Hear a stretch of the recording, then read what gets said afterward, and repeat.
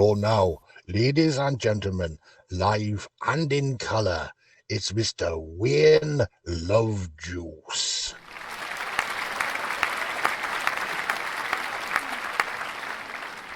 The other day our producer Louis had a chat with an interesting chappie who said that the YouTube algorithms really aren't that happy if a channel only broadcasts once a week, so we decided we could text ya whenever we've got a piece of news in our new book on the Track Extra.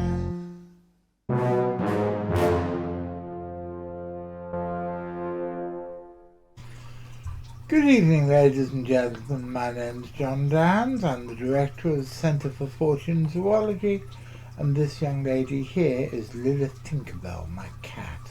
And together we'd like to welcome you to another episode of On the Track Extra. What is On the Track Extra, I hear you ask?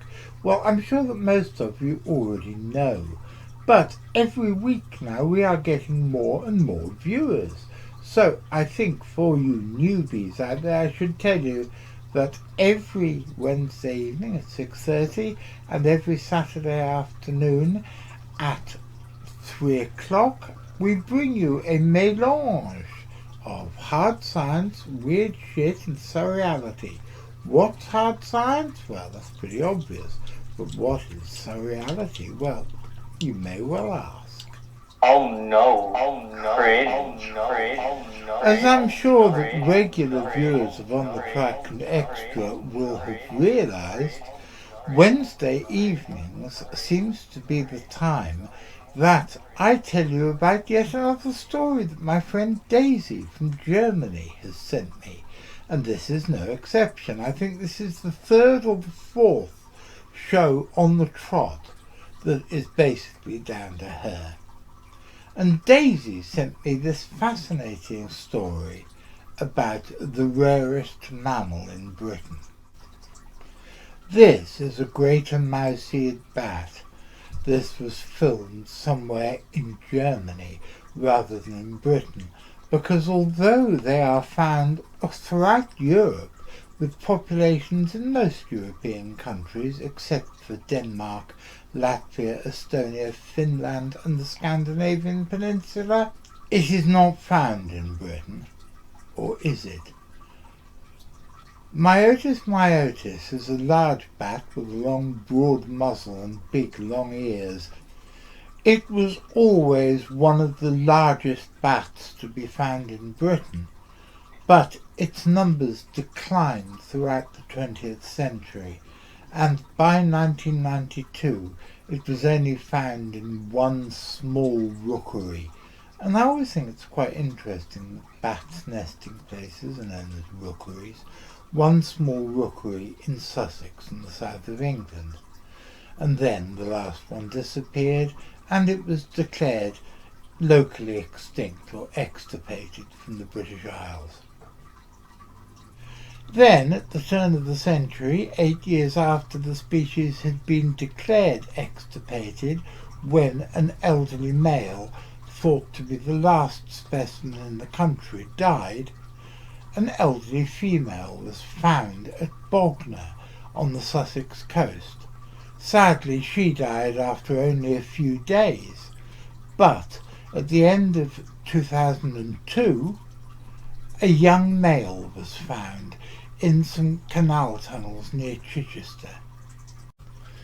Well, as anybody who has known me for any length of time will be able to attest, I am a great fan of the children's books written by the late Sir John Verney, and the first of these is called Friday's Tunnel and features a protagonist based on his own daughter, who some of you with long memories will remember was one of my personal guests at a Weird Weekend back in either 2010 or 2011, I can't remember. And what's this got to do with bats, you may ask? Well, the book was the first of a series of 5 and was set in and around some disused tunnels near Chichester in south of Sussex, and it just seemed to me to be an interesting piece of serendipity when I was researching this story about the greater mouse-eared bat. Whilst on the subject of children's books, Richard Freeman sent me something the other day which, as he knew it would, made me very cross. The fact that in various universities, much-loved books like the Chronicles of Narnia and Peter Pan and others that I can't remember have been issued now with trigger warnings because they might upset the students reading them. And I was also quite appalled when I found the picture that I used just now of the front cover of Friday's Tunnel, to find it in a blog described as outdated and far too complicated for young people today to read. Well, I think that's half the problem with young people today.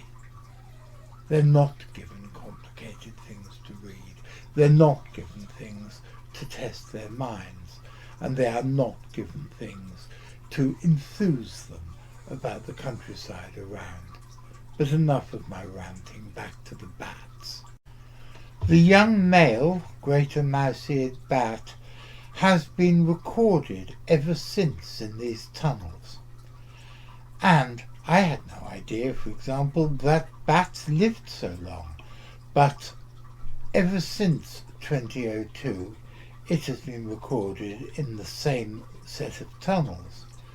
And now, only a few weeks ago, a second young male bat of this species has been found in the same set of tunnels. Now we are presented with a bit of conundrum. Where did this bat, in fact, where did all three of the bats, the elderly female who died and the two males, where did they come from? According to the BBC, the latest specimen is thought to have migrated across the English Channel from France. But on what basis this claim has been made, I at the moment have no idea. I am trying to find out. But it has also been claimed that there is a possibility that somewhere, probably in Sussex, there is an unknown colony of this species, and that the animals that have turned up in Bognor and in this set of tunnels are actually ones that have moved away from this unknown colony. The same explanation has been given on a number of occasions for the isolated specimens of the large tortoiseshell butterfly which turn up in the south of England every year. Both of these species are, or at least have been, allegedly extirpated from these islands, but both of them appear to be making a comeback, the butterfly more so than the bat. And the important thing which is not being discussed enough is how and why. Because there is a troubling facet of the English psychological makeup that we think that the English Channel, which is only a few miles wide in some places, that the English Channel somehow protects us from alien invaders and has done ever since 1066. Well, that's not true. But forgetting that horrible historical fallacy for a moment, let's go back to the bats, the birds, the butterflies, all three things beginning with B. I do like alliteration, especially when I wasn't expecting it. The jolly nice people at bats.org have, I think, summed it up really rather nicely. They say, The new discovery throws up exciting questions. Dr. Stephanie Murphy, also a Sussex-backed group, added, "There are now many questions for us to answer.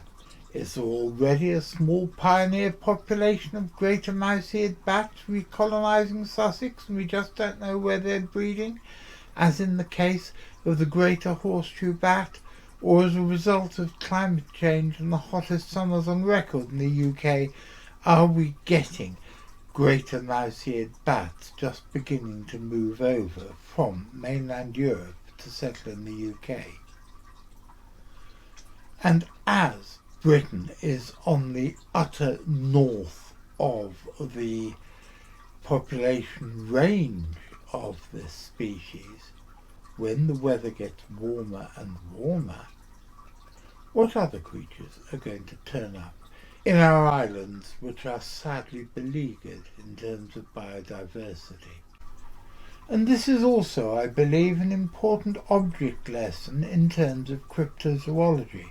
Not only is the hunt for the mouse-eared bat a piece of cryptozoology in action, but it highlights the fact that things are not static in terms of biodiversity, that countries that have one species in this year will have another species in a few years' time, that species populations are very motile and change from year to year. And I think this is one of the most important things the cryptozoologists need to take on board. I, for example, as a boy, used to read the books about British natural history and look sad and say, "Oh, what a pity we haven't got more animals here." But what I didn't realise was that the species list for these islands from the 1970s would change completely in years to come. Even in the little village in which I live, animals come and animals go. And I think the cryptozoologists need to take on board the truth about ever-shifting populations. Well, ladies and gentlemen, I enjoyed doing that. I hope you enjoyed it, and I hope the people who want to hear about monsters and Bigfoot and lake monsters are not going to be too cross with me that this evening we've been talking about a relatively small, even though it's the largest in Britain, a relatively small bat. I'll be back on Saturday. What's going to be happening on Saturday? Oh, wouldn't you like to know? But I will be back on Saturday, and I'll be back next Wednesday as well. So, until then, are you waiting, Mr. McCrinnan? And by the way, if any of you don't know why I give a shout out to V. McCrinnan at the end of most of our shows, it's because it amuses him to try and say my closing words along with me. So I do my best to change them around and make them different each time to make things more challenging for him. So, Mr. McCrinnan, are you waiting? Because if you're all going to be there on Saturday and again next Wednesday, I'll be seeing you.